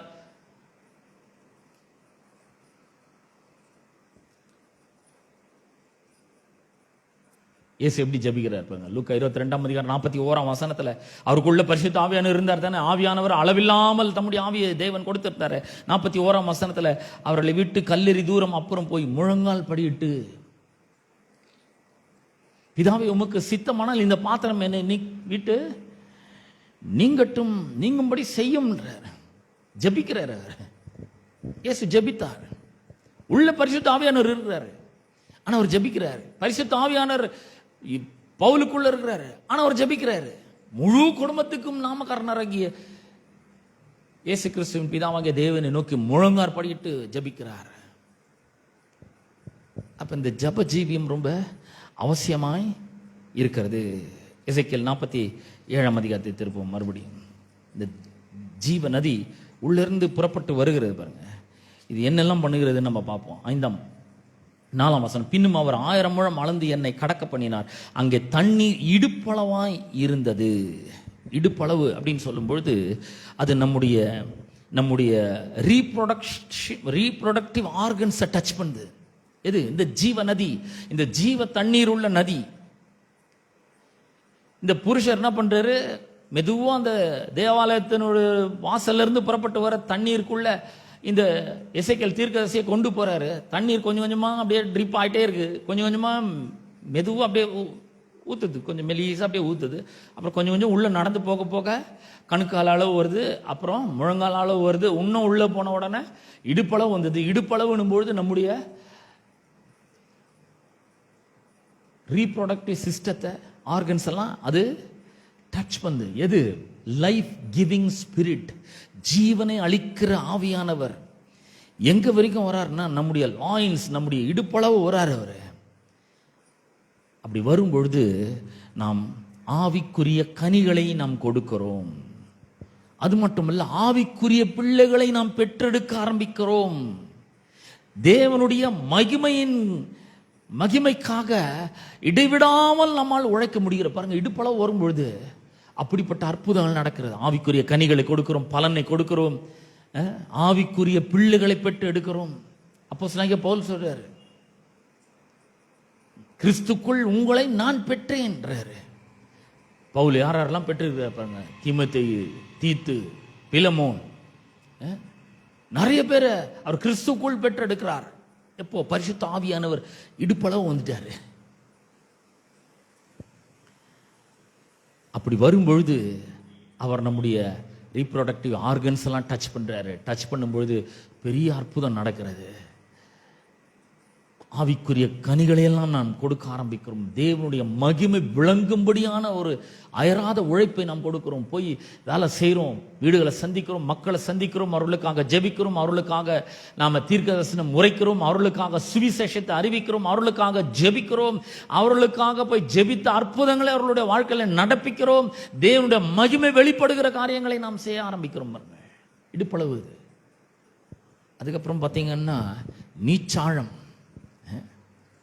எசேக்கியேல் சொல்றத பாருங்க, 5ஆம் வசனம். பின்னும் அவர் 1000 முழம் அளந்தார். அங்கே அது நான் கடக்க கூடாத நான் அப்படின்னு நம்முடைய மூளை அறிவு, நம்முடைய சுயபலன், சுய கல்வி அறிவு, அப்புறம் நம்முடைய பணபலம், செல்வாக்கு பலம், இது மூலம்லாம் இதை கடக்கவே முடியாது பாருங்க. கடக்க கூடாத நதியாய் இருந்தது. தண்ணீர் நீச்சாழமும் கடக்க முடியாத நதியுமாய் இருந்தது. இந்த நதி எந்த அளவுக்கு போயிட்டார் இந்த எசேக்கியேல்னா, அது நீச்சாழம், அதாவது ரொம்ப ஆழம், கால் தரையிலே நிற்காது. அதாவது எப்படின்னா, அளவு கடந்த ஆவியானவருடைய வெளிப்பாடுகள், அது மனுஷீகமாக அதை கடக்கவே முடியாது. அப்படின்னு என்ன அர்த்தம்? புரிந்து கொள்ளவே முடியாது. இந்த வேத வாக்கியங்களை நாம் வாசித்து நம்முடைய மூளை அறிவுல, கல்வி அறிவுல, அகாடமிக்கெல்லாம் நம்ம என்ன பண்ண முடியாது, புரிந்து கொள்ள முடியாது. தேவன் நமக்கு உதவி செய்யாவிட்டால், பரிசுத்த ஆவியானவர் நமக்கு உதவி செய்யாவிட்டால் இதெல்லாம் நம்ம புரிந்து கொள்ள முடியாது பாருங்கள். நீச்சாழம் அப்படின்னா முழுமையாக பரிசுத்த ஆவியானவரை சார்ந்திருக்கிறதை அது குறிப்பிடுகிறது. Totally dependent upon the holy spirit. எதுக்கு? போதிக்கிறதுக்கு, வழி நடத்துறதுக்கு பரிசுத்த ஆவியானோட உதவி வேணும். பிரசங்கம் பண்றதுக்கு பரிசுத்த ஆவியானோட உதவி வேணும். வழிகாட்டுறதுக்கு பரிசுத்த ஆவியானோட உதவி வேணும். அவர் தான் நம்மளை எம்பவர் பண்றார் இந்த ஊழியத்தை செய்வதற்கு, ஜெபிப்பதற்கு, வேதத்தை வாசிப்பதற்கு, இந்த வேத வசனங்களை நாம் புரிந்து கொள்வதற்கு, அதனுடைய ஆழங்களுக்கு செல்வதற்கு, அதற்கு பின்பாக இருக்கிற மறைபொருளை விளங்கிக் கொள்வதற்கு ஆவியானவர் நமக்கு உதவி செய்கிறார். அது மாத்திரமல்ல, நம்ம வல்லமைப்படுத்துகிறார். லூக்கா 4ஆம் அதிகாரம் 14ஆம் வசனத்திலே இயேசு பரிசுத்த ஆவியானுடைய பலத்தினாலே கலிலேயாவுக்கு புறப்பட்டு போனார். The Holy Spirit empowers us. அப்ப இந்த பரிசுத்த ஆவியானவர் என்கிற இந்த ஜீவ நதியானவரை புரிந்து கொள்வதற்கு மனுஷீக மூளை அறிவினால அதை நம்ம என்ன பண்ண முடியாது, புரிந்து கொள்ள முடியாது. கீழே வாசிக்கிறேன். இந்த நதி எப்பேற்பட்ட ஒரு அற்புதத்தை செய்கிறது என்பதை நாம் பார்க்கிறோம். 6ஆம் வசனத்தில் அவர் சொல்றார், அவர் என்னை நோக்கி, மனுபுத்திரனே, இதை கண்டாயா என்று சொல்லி என்னை நதியோரமாய் திரும்ப நடத்தி கொண்டு போனார். மறுபடியும் அவர் நதியோரமாய் எசேக்கியேல் தீர்க்கதரிசி அழைத்து கொண்டு போகிறார். நான் நடந்து வருகையில் இதோ நதியோரத்தில் இக்கரையிலும் அக்கரையிலும் வெகு திரளான விருட்சங்கள் இருந்தது. விருட்சங்கள் அப்படின்னு சொல்லும்போது மனிதர்களுக்கு அடையாளமாய் இருக்கிறது. அவர் என்னை நோக்கி, இந்த தண்ணீர் கிழக்கு தேசத்துக்கு புறப்பட்டு போய் வனாந்தர வழியாய் ஓடி கடலில் விழும். இது கடலில் பாய்ந்து விழுந்த பின்பு அதன் தண்ணீர் ஆரோக்கியமாகும். இந்த நதி பார்த்தீங்கன்னா எங்க போய் விழுதோ அது அந்த இடத்தை அது ஹீல் பண்ணுது, சுகமாக்குறது, ஆரோக்கியப்படுத்துகிறது. அடுத்த வசனம், சம்பவிப்பது என்னவென்றால், இந்த நதி போகும் இடமெங்கும் சஞ்சரிக்கும் ஜீவ பிராணிகள் யாவும் பிழைக்கும். ஏன்னா இந்த நதியே ஜீவ நதி. இந்த நதி எங்கெல்லாம் போகுதோ அங்கெல்லாம் இந்த ஜீவராசிகள் பிழைக்க ஆரம்பிக்கிறது. இந்த தண்ணீர் அங்க வந்தபடினால் வெகு ஏராளமான மச்சங்கள் உண்டாயிருக்கும். பாத்தீங்களா, அங்க ஒரு பெரிய பெருக்கம் உண்டாகிறதை நாம் பார்க்கிறோம். இந்த நதி போகும் இடமெங்கும் உள்ள யாவும் ஆரோக்கியப்பட்டு பிழைக்கும். ஒரு பெரிய ஹீலிங் நடக்கிறது. அப்புறம் ஒரு பெரிய லைஃப் அங்க உண்டாகிறதை நாம் பார்க்கிறோம். இது எல்லாமே எங்க இருக்குன்னா உங்களுக்குள்ள இருக்குது, எனக்குள்ள இருக்குது. யார் இருக்கிறது? என்னை பலப்படுத்துகிறார் பாருங்க, கிறிஸ்து, அபிஷேகம் பண்ணப்பட்டவர், மேசியா, அபிஷேகம், பரிசுத்தாவியானவர், தேவாவியானவர், ஜீவ தண்ணீர் உள்ள நதி இப்ப எனக்குள்ள இருக்குது. இந்த நதி போனோன்னா என்ன பண்ணும்? நான் போனங்க. ஹலோ, இந்த நதி போகும் இடமெங்கும் ஜீவராசிகள் ஆரோக்கியப்பட்டு பிழைக்கும்னா நம்ம போகாம உட்காந்து எங்க அங்க ஆரோக்கியம் உண்டாகும்? எங்க பிழைக்க முடியும்? இந்த ஜீவ நதி, தேவ நதி, ஜீவ தண்ணீர் உள்ள நதி, என்னை பலப்படுத்துகிற, எனக்கு ஒரு பெரிய தெய்வீக சக்தியை கொடுத்திருக்கிற இந்த ஜீவ தண்ணீர் உள்ள நதி எனக்குள்ள இருக்கு, உங்களுக்குள்ள இருக்குங்க. இப்ப நம்ம இந்த நதியை வச்சு நம்மளே அனுபவிச்சுன்னு உட்காந்து என்ன போனோம்? ஏன்னா இந்த நதி போகும் இடமெங்கும் உள்ள ஜீவராசிகள் தான் பிழைக்கும். நான் சொல்றேன், நீங்க எங்க போறீங்களோ அங்க இந்த ஜீவ நதி உங்களோட கூட வருகிறது. எங்க போய் டச் பண்றீங்கன்னா அங்கெல்லாம் இந்த நதி பாய ஆரம்பிக்கிறது. இங்க நதி பாய ஆரம்பிக்கும் பொழுது அங்க ஒரு வெகு திரளான மச்சங்கள் உண்டாக ஆரம்பிக்குது. ஒரு பெரிய பெருக்கம் உண்டாகிறது. குறைவெல்லாம் நீங்குது, தாழ்ச்சியெல்லாம் நீங்குது. ஒரு பெரிய பெருக்கம் உண்டாகிறது, ஒரு பெரிய ஆசீர்வாதம் உண்டாகிறது, ஒரு பெரிய ஜீவன் உண்டாகிறது. அது மட்டும் இல்ல, எல்லா ஜீவராசிகளும் ஆரோக்கியப்பட்டு பிழைக்கும். அது எப்ப பார்த்தாலும் வியாதியில் இருக்கிறது கிடையாது. ஆரோக்கியம் உண்டாகிறது, வியாதியெல்லாம் நீங்கிறது, நோய் நொடிகள்லாம் நீங்குகிறது, பிசாசினுடைய பிடியெல்லாம் நீங்குகிறது, ஆரோக்கியம் உண்டாகிறது, விடுதலை உண்டாகிறது. எங்க? இந்த நதி போற இடத்துலலாம். இப்ப இந்த நதி போனா சும்மா போக முடியாது, நீங்க போனாதான் இந்த நதி போவோம். ஏன்னா இந்த நதி உங்களுக்குள்ள இருக்குதுங்க. உங்களை பலப்படுத்துகிற கிறிஸ்து உங்களுக்குள்ள இருக்கிறாரு. அவர் போகும்பொழுது ஒரு பெரிய ஆரோக்கியம், அவர் போகும்பொழுது ஒரு பெரிய பெருக்கம், அவர் போகும்பொழுது ஒரு பெரிய பொருளாதார விடுதலை, அவர் போகும்பொழுது ஒரு பெரிய சுகம், ஆரோக்கியம், பிழைப்பு, ஜீவன் உண்டாக ஆரம்பிக்கிறது. இப்ப கொஞ்சம் யோசித்து பாருங்க, என்னை பலப்படுத்துகிற கிறிஸ்துவினாலே எல்லாவற்றையும் செய்ய எனக்கு பலன் உண்டு. இந்த உலக பிரகாரமான வேலைகளை செய்யறதுக்கெல்லாம் நிறைய பேர் இருக்காங்க, ஏராளமான ஆட்கள் இருக்காங்க. ஆனா இந்த ஊழியத்தை செய்யறதுக்கு நீங்களும் நானும் தான் இருக்கிறோம். தேவனுக்காக வாடுறதுக்கு நீங்களும் நானும் தான் இருக்கிறோம். இந்த உலகத்துக்கு தேவனுடைய மகத்துவத்தை, மகிமையை வெளிப்படுத்துவதற்கு நீங்களும் நானும் தான் இருக்கிறோங்க. மற்ற வேலையெல்லாம் யார் வேணா செய்யலாம், ஆனா இந்த வேலையை நீங்களும் நானும் மட்டும்தான் செய்ய முடியும். ஏன்னா உங்களுக்குள்ள எனக்குள்ள மட்டும்தான் கிறிஸ்து இருக்கிறார், அபிஷேகம் இருக்கிறது, பரிசுத்த ஆவியானவர் இருக்கிறார், ஜீவ தண்ணீர் உள்ள நதி இருக்கிறது, தேவ நதி இருக்கிறது, சந்தோஷத்தை கொடுக்கிற நதி உள்ள இருக்கிறாரு, சுகத்தை கொடுக்கிற நதி உள்ள இருக்கிறாரு. இந்த நதி போனாதான் ஆசீர்வாதம், இந்த நதி போனாதான் பிழைப்பு, இந்த நதி போனாதான் ஆரோக்கியம், இந்த நதி போனாதான் பெருக்கம். இந்த நதி எங்கெல்லாம் போகுதோ அங்கெல்லாம் ஒரு பெரிய ஆரோக்கியம் உண்டாகிறது, ஜீவராசிகள் பிழைக்க ஆரம்பிக்கிற. பிரியமானவர்களே, நான் சொல்றேன், புறப்பட்டு போங்க. சும்மா வீட்லயே உட்காந்துட்டு இருக்காதீங்க, புறப்பட்டு போங்க. யாருக்காவது ஜாம் பண்ணுங்க, யாரையாவது போய் சந்திங்க, யாருக்காவது போய் தேவனுடைய வார்த்தையை சொல்லுங்க. உங்களுக்குள்ள இருக்கிற ஜீவ நதி புறப்பட்டு செல்லட்டும். உங்கள் வார்த்தையின் மூலமாக, பார்வையின் மூலமாக, செயலின் மூலமாக, உங்களுடைய நடக்கையின் மூலமாக, உங்களுடைய அற்புத கிரியைகள் மூலமாக இந்த ஜீவ நதி அவர்களுடைய வாழ்க்கையில பாயட்டும், அவர்களுடைய வாழ்க்கையில சமாதானத்தை கொண்டு வரட்டும், சந்தோஷத்தை கொண்டு வரட்டும். ஏன்னா அவர் சொல்லிடுறாரு, இந்த ஜீவ நதி எங்கெல்லாம் பாயுதோ அங்கெல்லாம் ஒரு பெரிய சமாதானம். குடும்பத்தில் எத்தனையோ பேர் பிரச்சனையோடு இருக்காங்க, இந்த ஜீவ நதியை கொண்டு புறப்பட்டு செல்லுங்கள், குடும்பத்தில் சமாதானத்தை உண்டு பண்ணுங்கள். சமாதானம் நதி மாதிரி பாயட்டாங்க, சந்தோஷம் நதி மாதிரி பாயட்டும், பொருளாதார செழிப்பு நதி மாதிரி பாயட்டும், ஆசீர்வாதம் நதி மாதிரி பாயட்டாங்க, விடுதலை நதி மாதிரி பாயட்டும்.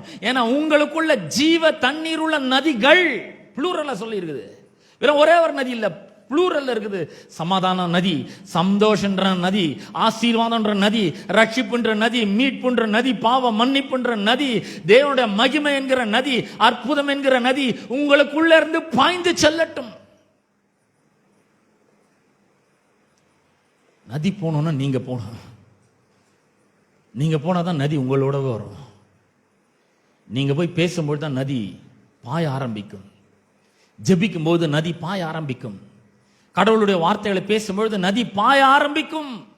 நான் சொல்றேன், அப்படி போகும்பொழுது எல்லாவற்றையும் செய்ய உங்களுக்கு பலன் உண்டா இருக்கும். சீஷர்கள் சும்மா உட்காந்து இல்லை, எல்லா இடத்துக்கும் போனாங்க. உலகம் முழுக்க புறப்பட்டு போனார்கள். போற இடத்தெல்லாம் அற்புதத்தை செஞ்சாங்க.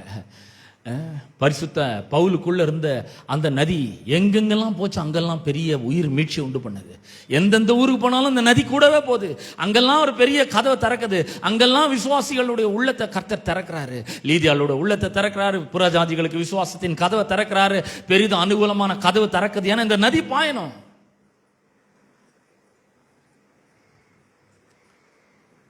எத்தனை பேர் சொல்லுங்க, எனக்குள்ள இந்த பலப்படுத்துற கிறிஸ்து இருக்கிறார், எனக்குள்ள இந்த நதி இருக்கு, நான் போவேன், விடமாட்டேன்.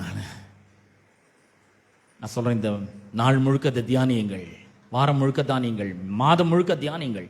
உங்களுக்குள்ள எப்பேற்பட்ட வல்லமை இருக்கிறது என்பதை அறிந்து கொள்ளுங்கள். நீங்க போனா சுகம் உங்களுக்கு கூட வரும். நீங்க போனா அந்த இடம் ஆசீர்வாதமா மாறும். நீங்க போனா அந்த இடம் சமாதானமா மாறும். சண்டை போடுற இடம் சமாதானமா மாறும். ஏன்னா உள்ள இருந்த நதி பாய ஆரம்பிக்கும். கற்பனை பண்ணி பாருங்க, தியானிங்க. எங்கெல்லாம் பிரச்சனைகள் இருக்கு அங்கெல்லாம் போங்க. எவ்வளோ கொந்தளிப்பு. இயேசுவும் சீஷர்லாம் சீஷர் இயேசு கிறிஸ்துவோட சீஷர்கள் படகுல போய் கொண்டு வந்தாங்க. கடல் கொந்தளிது, காற்று பயங்கரமா வீசுது, பேய் காற்று வீசுகிறது. ஆனா இயேசு வந்தாரு. அவருக்குள்ள நதி இருந்தது, சீஷர்களுக்குள்ள இல்ல, ஆனா அவருக்குள்ள இருந்தது. அவர் சொன்னார், இறையாதே, அமைதலாம் இரு சொன்னார். பேசணும்னு நதி பாஞ்சுது, பெரும் அமைதி உண்டாயிற்று. இந்த மாதிரி ஒரு சமாதானம் பாருங்க. நான் சொல்றேன், வீடு ரெண்டு படலாம். நீங்க போனீங்கன்னா, பேசுனீங்கன்னா, அங்க சமாதானம் என்கிற நதி பாய ஆரம்பிக்கும். துக்கத்தில் இருக்கிற வீட்டுக்குள்ள நீங்க போனீங்கன்னா, உங்களுக்குள்ள இருந்து அந்த சந்தோஷம் என்கிற நதி பாயறதை கற்பனை பண்ணி பாருங்கள் பிரியமானவர்களே. வியாதியோடு இருக்கிற இடங்களுக்கு, வீடுகளுக்கு போகும்பொழுது உங்களுக்குள்ள இருந்து ஆரோக்கியம் என்கிற நதி பாயறத மாதிரி கற்பனை பண்ணி பாருங்கள். நிச்சயமா அங்க ஆரோக்கியம் உண்டாகும், பிழைப்பு உண்டாகும். பொருளாதார கஷ்டத்துல, நஷ்டத்துல, கண்ணீர்ல வாழ்ந்து கொண்டிருக்கிற மக்களோட வீடுகளுக்கு நீங்கள் செல்லும் பொழுது உள்ளிருந்து அந்த பெருக்கத்தின் நதி அந்த இடத்துல பாய ஆரம்பிக்கும். ஆசீர்வாதமா செழிப்பு உண்டாகும். நான் சொல்றேன், போங்க, போய் எல்லா வேலையும் செய்யுங்க. ஏன்னா உங்களை பலப்படுத்துகிற கிறிஸ்துவினால எல்லாவற்றையும் செய்ய உங்களுக்கு இப்ப பலன் உண்டாயிருக்கிறது. அவர் உங்களை வலிமைப்படுத்துகிறார், அவர் உங்களை பலப்படுத்தி இருக்கிறார். ஆமென். நாம் எல்லாரும் கண்களை மூடி ஜெபிப்போம், கர்த்தரை நோக்கி பார்ப்போம். கேட்ட சத்தியத்திற்காக நாம் கர்த்தருக்கு நன்றி செலுத்தணும். எங்கள் அன்பின் பிதாவே, உம்முடைய குமாரனாகிய இயேசு கிறிஸ்துவின் நாமத்திலே உம்மண்டை நாங்கள் வருகிறோம். கேட்ட சத்தியத்திற்காக உமக்கு நன்றி செலுத்துகிறோம். எங்களை பலப்படுத்துகிற கிறிஸ்துவினாலே எல்லாவற்றையும் செய்வதற்குரிய பலன், தெய்வீக சக்தி எங்களுக்குள்ளே உண்டாயிருக்கிறதுக்காக உமக்கு நன்றி செலுத்துகிறோம் ராஜா. ஆண்டவரே, இந்த அருமையான காலை வேளையிலே இந்த தியானிக்கும்படி எங்களுக்கு கொடுத்த ஸ்லாக்கியத்துக்காக நமக்கு நன்றி செலுத்துகிறோம். எங்களுக்குள்ளே பலப்படுத்துகிற கிறிஸ்து ஒருவர் இருக்கிறார். இந்த உலகத்திலே நாங்கள் எல்லாவற்றையும் செய்வதற்கு அவர் எங்களுக்கு பலனை அளிக்கிறார், சக்தி அளிக்கிறார். இது சாதாரணமான சக்தி அல்ல, இது ஒரு தெய்வீக சக்தி. இது சாதாரணமான பணபலம் அல்ல, இது தேவனுடைய தெய்வீக சக்தியா இருக்கிறது. ஆண்டவரே, இந்த சக்தியை எங்களுக்குள்ளே நாங்கள் பெற்றிருக்கிறோம். இந்த அபிஷேகத்தை எங்களுக்குள்ளே பெற்றிருக்கிறோம். மேசே எங்களுக்குள்ளே இருக்கிறார், பரிசுத்த ஆவியானவர் எங்களுக்குள்ளே இருக்கிறார். ஆண்டவரே, இந்த சக்தி எங்களுக்குள்ளவே இருக்கிறது. ஆண்டவரே, இந்த பரிசுத்த ஆவியானவர் நதி போல பாய்ந்து கொண்டிருக்கிறதுக்காக உமக்கு ஸ்தோத்திரம். ஆண்டவரே, தேவனுடைய ஆலயத்திலிருந்து அந்த நதி பாய்கிறதுக்காக உமக்கு ஸ்தோத்திரம். நாங்கள் தான் தேவனுடைய ஆலயமா இருக்கிறோம். ஆண்டவரே, ஆண்டவரே, நாங்கள் தான் இந்த தேவ நதியை உள்ளே வைத்துக் கொண்டிருக்கிறோம். ஆண்டவரே, இந்த நதி எங்கள் மூலமாய் பாய்ந்து கொண்டிருக்கிறதுக்காக உமக்கு ஸ்தோத்திரம். ஆண்டவரே, இந்த நதி எங்களுக்குள்ளே பாயும் பொழுது, ஆண்டவரே, அது கணுக்கால் அளவு இருக்கும் பொழுது கிறிஸ்துவோடு நடக்கிறோம். ஆண்டவரே, ஆண்டவரே, எங்களுடைய வாழ்க்கைகள் மாற்றப்படுகிறது. பாவிகளாய் இருந்து நாங்கள் நீதிமான்களாக மாற்றப்படுகிறோம். நீதியின் வாழ்க்கைக்கு எங்களை அர்ப்பணிக்கிறோம். ஆண்டவரே, ஆண்டவரே, அந்த நதி ஆண்டவரே கணுக்கால் அளவாய் இருக்கும் பொழுது கிறிஸ்துவோடு நடை போடுகிறோம். ஆண்டவரே, அவர் எங்களை நடக்க பழக்க வைக்கிறதற்காக நமக்கு ஸ்தோத்திரம். பரிசுத்த வாழ்க்கை, நீதியான வாழ்க்கை, தேவனை ஆராதிக்கிற ஒரு வாழ்க்கை, தேவனை நேசிக்கிற ஒரு வாழ்க்கைக்குள்ளாக எங்களை நடத்துகிறதற்காக நமக்கு ஸ்தோத்திரம். ஆண்டவரே, இது கணுக்கால் அளவு வரும்பொழுது இன்னும் அதிகமாய் ஆவியிலே நாங்கள் நிரம்பி ஜெபிக்க, ஆண்டவரை முழங்கால் படிட்டு ஜெபிக்க, ஆண்டவர் இந்த ஜெப வாழ்க்கை நீர் எங்களுக்கு தந்திருக்கிறதுக்காக நமக்கு ஸ்தோத்திரம். இந்த பரிசுத்த ஆவியானவர் எங்களுக்குள்ள இருந்து, இந்த தேவ நதி எங்களுக்குள்ள இருந்து ஜெப வாஞ்சி அதிகரிக்க பண்ணுகிறதற்காக நமக்கு ஸ்தோத்திரம். ஆண்டவரே. நீதிக்கான வாஞ்சை அதிகரிக்கிறதுக்காக ஸ்தோத்திரம். பரிசுத்த வாழ்க்கைக்கான வாஞ்சை அதிகரிக்கிறதுக்காக ஸ்தோத்திரம். ஆண்டவரே, நாங்கள் ஜெபிக்கும் பொழுது எங்களுடைய வாழ்க்கையில பல அற்புதங்கள் நடக்கிறதற்காக உமக்கு ஸ்தோத்திரம். விடுதலைகள் உண்டாகிறதற்காக உமக்கு ஸ்தோத்திரம் ஆண்டவரே. இயேசு ஜெபித்தார், பவுல் ஜெபித்தார் ஆண்டவரே. ஆண்டவரே, நெகேமியா ஜெபித்தார் ஆண்டவரே. அப்பா உமக்கு நன்றி செலுத்துறோம். இயேசுவின் நாமத்தினாலே நாங்களும் ஒவ்வொரு நாளும் இந்த ஆவியானவரால நிரம்பி ஜெபிக்க எங்களுக்கு உதவி செய்யும்படியா நாங்கள் ஜெபிக்கிறோம். பரிசுத்த ஆவியானவர் ஜெப ஆவியானவராய் இருந்து எங்களுக்குள்ள இருந்த ஆண்டவரே நீர் ஜெபிக்கும்படியாக ஆண்டவரே நாங்கள் வேண்டுகிறோம் ஆண்டவர். உமக்கு நன்றி செலுத்துறோம். இடுப்பளவாய் வரும்பொழுது நாங்கள் ஆவிக்குரிய கனிகளை கொடுக்கிறோம் ஆண்டவரே. இந்த பரிசுத்த ஆவியானவர் எங்களுடைய லாயன்ஸை தொடுகிறதற்காக உங்களுக்கு ஸ்தோத்திரம். ரீப்ரொடக்டிவ் ஆர்கன்ஸை டச் பண்றதற்காக உங்களுக்கு ஸ்தோத்திரம். பரிசுத்த பிள்ளைகளை, தெய்வீக பிள்ளைகளை ஆண்டவரே, எங்களுடைய சக்சஸார்ஸை ஆண்டவர், எங்களுக்கு பின்பாக இந்த ஊழியத்தை அதே வாஞ்சையோடு தரிசனத்தோடு எடுத்து செல்லக்கூடிய மக்களை நாங்கள் பெற்றெடுக்கிறோம் ஆண்டவரே. அப்பா உமக்கு நன்றி செலுத்துகிறோம். தேவனுடைய மகிமை வெளிப்படுகிற ஒரு மகத்தான ஊழியத்தை அயற்சி இல்லாமல் ஆண்டவரே, களைப்பில்லாமல் ஓயாமல் நாங்கள் செய்ய எங்களுக்கு இந்த பரிசுத்த ஆவியான ஒரு தெய்வீக சக்தியை தருகிறதற்காக நமக்கு ஸ்தோத்திரம் ஆண்டவரே. அதுக்கப்புறம் ஆண்டவரே, நீச்சாழத்துக்கு செல்கிறோம். முழுக்க முழுக்க பரிசுத்த ஆவியானவர் சார்ந்து கொள்கிற ஒரு வாழ்க்கையை நாங்கள் வாழ எங்களுக்கு நீர் உதவி செய்யும்படியா நாங்கள் ஜெபிக்கிறோம். உள்ளே பரிசுத்த ஆவியானவர் இருக்கிறார். ஜீவ நதி, தேவ நதி ஆண்டவரே, சந்தோஷத்தை கொடுக்கிற நதி, சமாதானத்தை கொடுக்கிற நதி, போராட்டங்கள்லாம் ஆரோக்கியத்தை கொடுக்கிற நதி, பிழைப்பை கொடுக்கக்கூடிய நதி, மரணத்தில் இருந்து நீங்கி ஜீவனுக்கு உட்படுத்துகிற நதி ஆண்டவரே எங்களுக்குள்ளே வைத்திருக்கிறதுக்காக ஸ்தோத்திரம். இந்த நதி ஆண்டவரே புறப்பட்டு செல்லட்டும், பாயட்டும், போகிற இடத்தெல்லாம் சமாதானத்தை உண்டு பண்ணட்டும் ஆண்டவரே. முழுக்க முழுக்க தேவனுடைய ஆலோசனைகள் நம்பி ஆண்டவரே போதிக்கிறதுக்கு உம்முடைய உதவியை நாடி ஆண்டவரே நாங்கள் அற்புதங்களை செய்யும் சக்திக்கு உம்மை நாங்கள் நாடி எங்களுடைய வாழ்க்கையை நாங்கள் வாழ எங்களுக்கு உதவி செய்யும்படியா நாங்கள் ஜெபிக்கிறோம் ஆண்டவரே. நீர் எங்களை கைட் பண்ணுவீராக. நீர் எங்களை கரம் பிடித்து வழி நடத்தி செல்வீராக. நீச்சாழத்துக்கு கொண்டு செல்வீராக ஆண்டவரே. கணுக்கால அளவு போதாது ஆண்டவரே, முழங்கால அளவு போதாது ஆண்டவரே, இடுப்பளவு போதாது ஆண்டவரே. நீந்தி நீந்தி மகிழணும் ஆண்டவரே உமக்குள்ளே. அப்படிப்பட்ட ஒரு வாழ்க்கைக்குள்ளே ஆவியானவரால் நிரம்பின ஒரு வாழ்க்கை, ஆவியானவரால் நடத்தி செல்லப்படுகிற ஒரு வாழ்க்கை நீர் எங்களுக்கு தருகிறதற்காக உமக்கு நன்றி செலுத்துகிறோம். எங்கள் வாழ்க்கையை உடைய கரத்திலே நாங்கள் ஒப்புவிடுகிறோம். உள்ளே இருக்கிற பரிசுத்த ஆவியானவர் பல விதங்களிலே எங்கள் மூலமாக நீர் வெளிப்படும்படியாக நாங்கள் ஜெபிக்கிறோம். போராட்டங்களிலே சமாதானம் உண்டாகட்டும், சந்தோஷம் உண்டாகட்டும், அற்புதங்கள் நடக்கட்டும், விடுதலைகள் உண்டாகட்டும், சரீர சுகம் உண்டாகட்டும், ஆரோக்கியம் உண்டாகட்டும், பிழைப்பு உண்டாகட்டும், எல்லா அற்புதங்களும் நடக்கட்டும் என்று ஜெபிக்கிறேன். சத்தியத்தை கேட்ட ஜனங்களுக்காக நான் ஜெபிக்கிறேன். இயேசுவின் நாமத்தினாலே அவர்களையும் அவர்கள் குடும்பங்களையும் ஆசீர்வதியும். இந்த மாதம் முழுவதும் இதை தியானித்து ஆண்டவரே அவர்கள் உள்ளிருந்து நதி அதிகமாய் பாயட்டும் என்று நாங்கள் ஜெபிக்கிறோம் ஆண்டவரே. எல்லாவற்றையும் செய்ய அவர்களுக்கு நீர் பலனை தருகிறதற்காக உங்களுக்கு ஸ்தோத்திரம். துதி கன மகிமை எல்லாவற்றும் ஒருவருக்கே நாங்கள் செலுத்துகிறோம். இயேசுவின் நாமத்தில் ஜெபிக்கிறோம் பிதாவே, ஆமென். நம்முடைய கர்த்தராகிய இயேசு கிறிஸ்துவின் கிருபையும் பிதாவாகிய தேவனுடைய அன்பும் பரிசுத்த ஆவியானவருடைய ஐக்கியமும் பாதுகாப்பும் வழிநடத்தலும் இன்றும் என்றும் சதா காலங்களிலும் நம் அனைவரோடும் என்றும் இருப்பதாக. ஆமென்.